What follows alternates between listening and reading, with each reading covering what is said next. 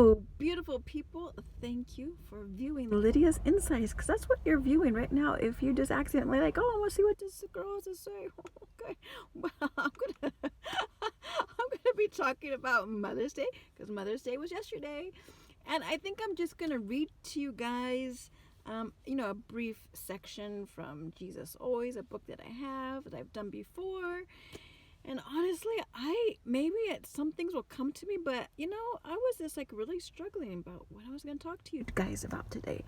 So, I'm just going to get into my introduction. Yes, Lydia style. Okay. Sprinkle, sprinkle, sprinkle, sparkle, sparkle, sparkle, a bunch of pizzazz and all that jazz. Woo, woo, woo, woo. All right, yeah, it's ridiculous, right? So yes. Well, okay. So my Mother's Day. Oh my goodness. I treated myself to just staying in bed, and I think I probably dozed in and out, and I just laid there thinking, praying, and yeah. And then when I looked at a time, oh my gosh, it's 10:50. Like what unheard of. I mean, I am not by any means an early riser. Like, I can do it, but it's not that it's something that I love to do. Does that make sense? So yeah, 10:50, and that's like really late for me. I understand for you teenagers, it's not. I don't know who's viewing this. There could be a teenager viewing this, so hi. Yeah. All right, so anyways, so yeah, I was just like, wow. And so that was part of, like, what? It's Mother's Day, so it's like, hey, it's part of my gifts, right? And then my youngest daughter had said that actually my son, I think, but then him and we got in a disagreement. He's upset because I wasn't letting him do something, regular stuff that the teenagers get upset about. I'm not letting him do what I want him to do, and so he's just like, I'm not gonna. So he, wasn't gonna make me. And so my youngest daughter said, oh well, I'll probably end up doing it. So, but she didn't, and hey, that was okay. I wasn't like, hey, didn't you say you were gonna have a breakfast for me? Hello, I don't see any breakfast. No, I did not do that. I got up joyfully and just cooked my own breakfast and made coffee, and so everything was going well.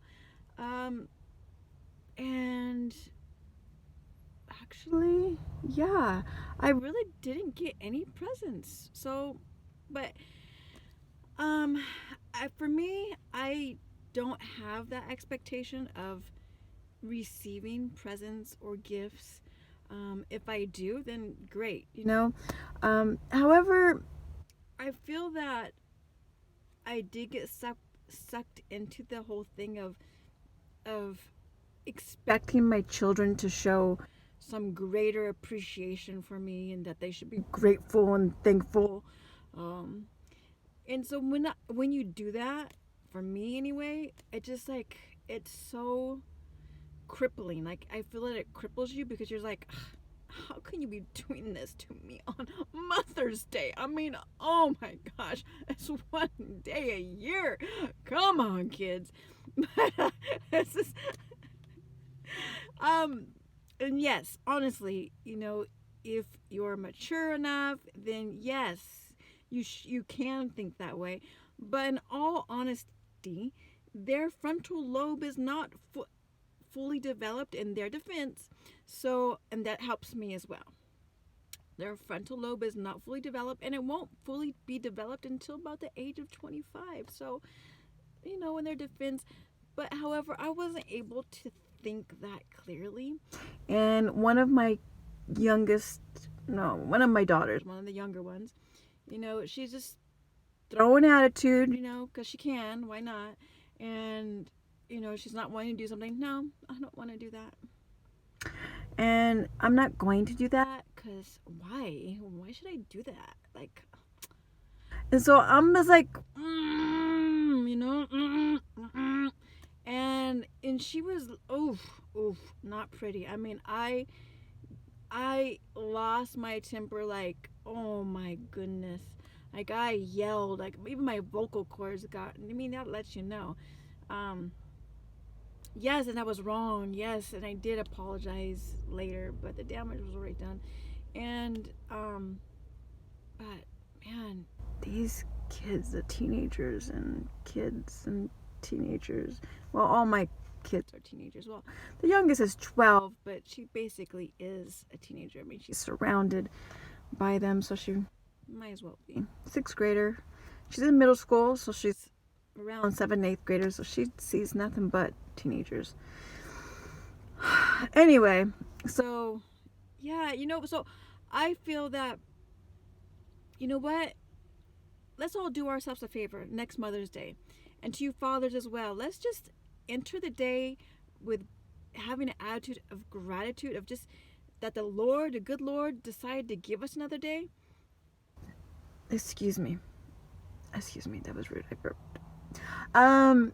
Maybe you didn't know that, but I just let you know. So, okay. So, yeah, I mean, if we just have this attitude of like gratitude of being we were allowed to have a bed, and we were allowed to wake up in our bed, and we were allowed to just stay there, or maybe you had to get up early, and also to be thankful that hey, for me, that I had that particular child to yell at, because in all reality, let's face the facts. That child, something devastating could have happened to her. Anything could have happened to her to take her life. Any accidents happen, y'all. So, yeah, and I think, maybe I'll forget next year, but, maybe you guys can help me to remember. Maybe you can be praying for me, as I will be praying for you all. So, yeah. I did have, one of my older sons, of course, he works, and he's actually one on the football team. He actually went and got me takeout from a restaurant. I think it's called Raising Cane. I've never had it before. It was so good, like the sauce.